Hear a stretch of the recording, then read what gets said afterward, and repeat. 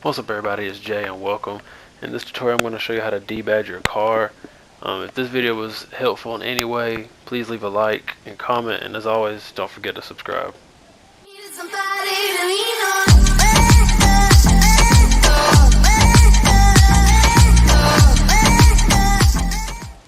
Debadging is probably one of the easiest and most straightforward aesthetic mods you can do to your car.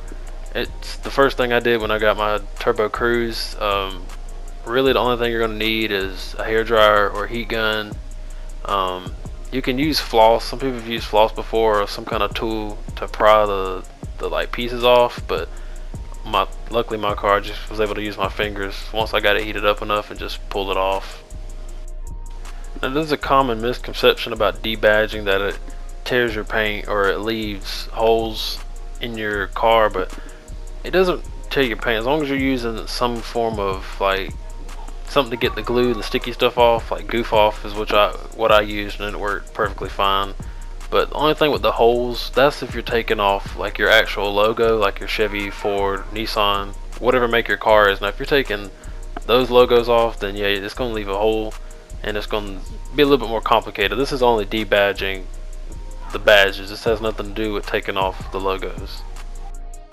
But as you can see, I'm just running the hair dryer over the badges to warm them up, to peel them off. At this point, I'm just rubbing and trying to get the adhesive off. I've already taken my badges off, so what's left is the adhesive that you see here.